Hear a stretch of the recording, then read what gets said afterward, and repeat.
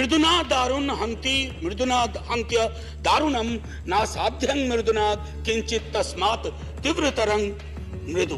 विद्वान साथियों ने उधर से उपलब्धियां गिनाई, हमारे कुछ विद्वान साथियों ने यहां से कमियां गिनाई। मैं दोनों के बीच में चुनौतियां गिनाना चाहता हूं। मुजरिम हूं अगर मैं तो गुनहगार तुम भी हो, मुजरिम हूं अगर मैं तो गुनहगार तुम भी हो, ए रहबराने कौम खताकार तुम भी हो। शुक्रिया मैडम, मेरी शुभकामनाएं स्वीकार करें। मैं यहां से बोल रहा हूं, इधर मैं यहां से बोल रहा हूं। शुक्रिया, बहुत अच्छा अवसर है कि आप यहां आई हैं। कितनी खुशी हो रही है बता नहीं सकता।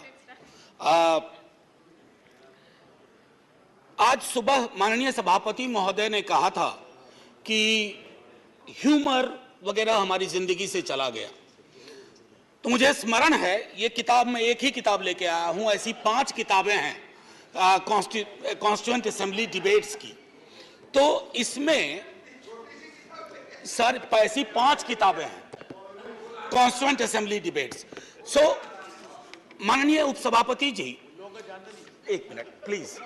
माननीय उपसभापति जी, 75 कैसे बनाया जा रहा है मेरी समझ में नहीं आ रहा है, क्योंकि अगर हम कॉन्स्टिट्यूएंट असेंबली से 75 जोड़े तो 2021 में पूरा होता है, अगर आजादी से जोड़े तो 2022 में पूरा होता है, और अगर पहली लोकसभा से जोड़े तो वो 2027 में पूरा होता है।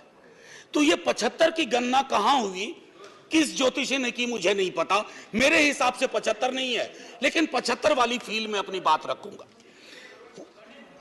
हां, तो माननीय उपसभापति जी, हुआ यूं कि सरोजिनी नायडू जी को बुलाया गया बोलने के लिए, संभवतः 11 दिसंबर 1946 को। कम लोगों को यहां पता होगा कि सरोजिनी नायडू जी बिहार से चुनकर संविधान सभा में आई थी। तो उनको चेयरमैन साहब ने कहा कि अब बुलबुले हिंद, नाइटिंगेल ऑफ इंडिया आएंगी, लेकिन कविता में अपनी बात कहेंगी, प्रोज में नहीं कहेंगी। उन्हें थोड़ा बुरा लगा, मजाक में ही सही। उन्होंने कहा कि आपका अब ये व्यवहार, आपका ये कहना अनकॉन्स्टिट्यूशनल है। तो उन्होंने कहा नहीं, फिर भी सुनाना होगा। तो उन्होंने एक चीज सुनाई जो मैं पेशे नजर कर रहा हूं माननीय सभापति जी को। सुबह बड़ी बेसब्री से वो कह रहे थे कि ह्यूमर चला गया, तो उन्होंने सुनाया कि बुलबुल को गुल मुबारक, गुल को चमन मुबारक, रंगीन तबीयतों को रंगे सुखन मुबारक। तो ये मैं ये बता रहा हूं कि ये हमारा ध्येय था। अब सुबह चर्चा की, हमारे लीडर ऑफ द हाउस ने बड़ी खूबसूरत चर्चा की और जिक्र किया सर्वपल्ली राधाकृष्णन का। यहां ठीक सामने सर्वपल्ली राधाकृष्णन। उन्होंने एक बात कही थी और मैं वो श्लोक पढ़ना चाहता हूं। मृदुना दारुणं हंति मृदुना हंत्य दारुणम, मृदुना दारुण हंति मृदुना हंत्य दारुणम नासाध्यं मृदुना किंचित तस्मात् तीव्रतरं मृदु। इसका आशय यह है माननीय सभापति, उपसभापति जी, कि अग्रेशन से, अग्रेसिव बिहेवियर से आप चीजें हासिल नहीं कर सकते। इस देश में मेरे विद्वान साथियों ने उधर से उपलब्धियां गिनाई, हमारे कुछ विद्वान साथियों ने यहां से कमियां गिनाई। मैं दोनों के बीच में चुनौतियां गिनाना चाहता हूं। चुनौतियों की वजह से आज हम यहां हैं, और सिर्फ हम ही नहीं हैं, 140 करोड़ लोगों का यह भवन है, चाहे नया वाला हो या पुराना वाला हो। तो आज के दिन ये मेरी ओर से एक विदाई भाषण भी है, अपने दल की ओर से, इस इमारत को, जिस इमारत में हिंदुस्तान की तकदीर लिखी गई संविधान सभा के माध्यम से, और वो तकदीर लिखने वाले संकीर्ण दायरों में नहीं सोचते थे। मैं उस पर आऊंगा थोड़ा 2 मिनट के बाद। माननीय सभापति जी,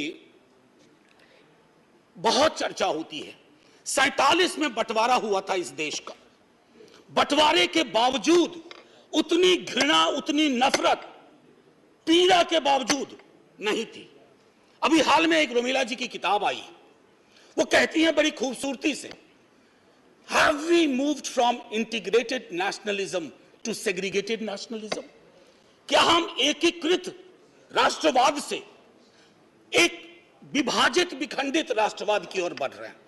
क्योंकि यह इमारत, इसकी बुनियाद मेलजोल पे है, इसकी बुनियाद में बंटवारे के बावजूद बंटवारा नहीं हुआ। तो मैं हाथ जोड़ के विनती करूंगा सरकार जरूर बनाइए, अगला चुनाव भी लड़ेंगे, खूब दिल से लड़ेंगे। इंडिया भी रहेगा, भारत भी रहेगा, कोई में से एक चॉइस नहीं है, क्योंकि हमको इंडिया भारत करके जम्बू द्वीप तक नहीं जाना है।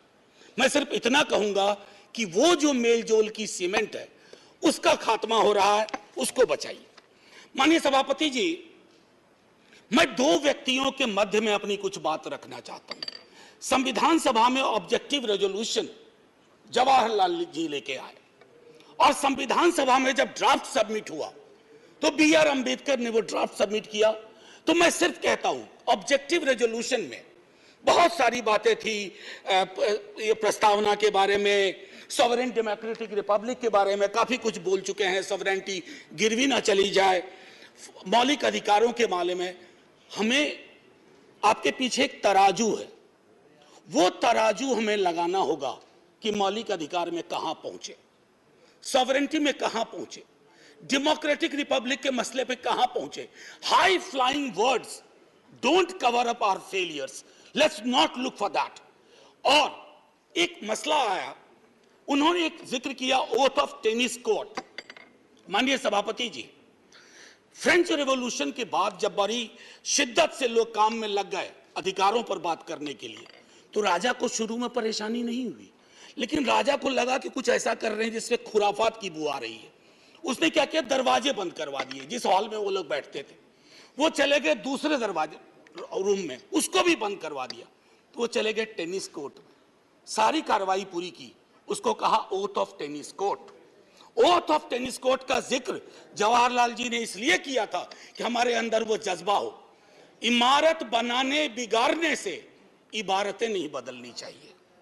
हमारा जज्बा वही होना चाहिए जो ओथ ऑफ टेनिस कोर्ट में जवाहरलाल जी, हमारे फर्स्ट प्राइम मिनिस्टर, ने कहा। अब आते हैं कि बाबा साहब भीमराव अंबेडकर जी ने क्या कहा। माननीय सभापति जी, आप जिस इलाके से आती हैं, मैं जिस इलाके से आता हूं, वहां ये बातें बड़ी प्रबल है। आजादी का मूल्यांकन होगा तो इस आधार पर होगा कि राजनीतिक आजादी, सामाजिक आर्थिक आजादी में कितनी तब्दील हुई। अगर नहीं हुई तो क्यों नहीं हुई। उन्होंने कहा था कि एक दिन एक ज्वालामुखी बन जाएगा, और मैं उस ज्वालामुखी को बनते देख रहा हूं। वो इसलिए बनते देख रहा हूं कि जब मैं देखता हूं कि बिहार के जातिगत सर्वेक्षण पे देश के सॉलिसिटर जनरल कोर्ट में खड़े हो जाते हैं, तो मैं देखता हूं ब्लॉक करने की कोशिश हो रही है। यह एस्पिरेशनल वर्ग है, पिछड़ों की बड़ी आबादी, उसके एस्पिरेशन को आप सोशल डेमोक्रेसी के नजरिए से देखिए। जो बाबा साहब कह गए थे 31 में आखिरी हुई, उसके बाद पाकिस्तान बांग्लादेश बना। क्या इस देश को, यहां की सरकारों को, राज्यों की सरकार को वैज्ञानिक आंकड़े नहीं चाहिए? क्या आप आंकड़े आसमान से गिराएंगे? मैं समझता हूं आज के दिन यह भी हमें सुनिश्चित करना होगा कि हम इन आंकड़ों को लाएं, उसके आधार पर अपनी नीतियां तय करें। एक माननीय सभापति जी, अंबेडकर साहब दो और चीज कह के गए, प्रिवेंटिंग टिरनी ऑफ मेजॉरिटी। मैं बार बार इस सदन में कह चुका हूं कि मेजॉरिटी बेहद आवश्यक चीज है, मेजॉरिटी के बिना सरकार नहीं चलती है, लेकिन मेजॉरिटी और मेजॉरिटेरियनिज्म में फर्क है। यह फर्क अगर हमारी सरकार भूल जाती है तो बहुत बड़ी पीड़ा होती है। जब मेरे मित्र ने कहा, मैं अक्सर देखता हूं हम जैसे लोग छोटी आलोचना भी करते हैं, छोटी मोटी आलोचना जो कभी व्यक्तिगत नहीं होती है। आप कहते हो कि पाकिस्तान चले जाओ, अरे कभी देखा भी हो कितनी जगह है वहां का भूगोल क्या है, इतने लोग नहीं अट पाएंगे। मान लीजिए कि 65% लोगों ने आपको पिछली बार वोट नहीं किया, सबको पाकिस्तान भेज दोगे? ऐसी कोई व्यवस्था होती है? यहीं मेलजुल से रहना है, यहीं मिलकर रहना है। और ये सारी चीजें मैं नहीं कह रहा हूं, खुद अंबेडकर साहब कह के गए थे। मैडम, आपकी तरफ से मैं एक और चीज, एक दो छोटी चीज कह करके, इस देश की एक बड़ी आबादी, सभापति महोदया, मैं आपका सभापति महोदया अभी बिल मत, 2 मिनट लूंगा, ज्यादा नहीं, आज पहली बार हैं, इतने नजरिए इनाद कर दीजिए। मैं सिर्फ इतना कहना चाहूंगा कि बेरोजगारी को लेकर के हमारा दृष्टिकोण साफ होना चाहिए। सरकार में आप हो, हम हो, बेरोजगारी हम सबकी पॉलिटिक्स खत्म कर देगा। राइट टू एम्प्लॉयमेंट के लिए हम क्या सोच रहे हैं, और इस देश की एक बड़ी आबादी से देशभक्ति का जो प्रमाण पत्र हम मांगते हैं ना मैडम, वो कहीं चलेगा नहीं। मैं आखिरी चीज कह करके एक सुनाना चाहता था। मैं इसलिए कहता हूं, वो एक घर में 5 सदस्य हैं, उसमें हर 5वां सदस्य उस आबादी का है। अगर उस घर में उस 5वें सदस्य को आप एलिनेट करेंगे, दूर करेंगे, घर कभी महफूज नहीं रह सकता। और आखिरी में मैं साहिर को जाता हूं और वहीं खत्म कर दूंगा, आपको घंटी बजाने की जरूरत नहीं पड़ती। आओ कि आज गौर करें इस सवाल पर, देखे थे हमने वो हंसी ख्वाब क्या हुए। दौलत बढ़ी तो मुल्क में अफलास क्यों बढ़ा, खुशहाली आवाम के असबाब क्या हुए। जो अपने साथ साथ चले कुएदार तक, वो दोस्त वो रफीक वो अहबाब क्या हुए। क्या मोल लग रहा है शहीदों के खून का, क्या मोल लग रहा है शहीदों के खून का, मरते थे जिन पे हम वो सजाए याब क्या हुए। बेकस बरहनगी को कफन तक नहीं नसीब, वो बादा आए अतलसों के मुखाब क्या हुए। जमहूरियत नवाज बशर दोस्त अमन ख्वाह, खुद को जो खुद दिए थे वो अलकाब क्या हुए। मजहब का रोग आज भी क्यों लाइलाज है, मजहब का रोग आज भी क्यों लाइलाज है, वो नुस्खा हाय नादिर व नायाब क्या हुए। हर कूचा शोला जा रहे हर शहर कत्लगाह, यकजहतिया हयात के आदाब क्या हुए। सहराए तीरगी में भटकती है जिंदगी, उभरे थे जो उफक पे वो माताब क्या हुए। मुजरिम हूं अगर मैं तो गुनहगार तुम भी हो, मुजरिम हूं अगर मैं तो गुनहगार तुम भी हो, ए रहबराने कौम खताकार तुम भी हो। जय Hind ma'am, and salute to all the freedom fighters, संविधान सभा के उन तमाम लोगों को। और मैं चाहूंगा कि सेंगोल के बगल में एक बड़ी आकृति में इनकी तस्वीरें वहां लगाई जाएं और हमें प्रेरणा देते रहें। जय हिंद। धन्यवाद। श्री वीरेंद्र प्रसाद।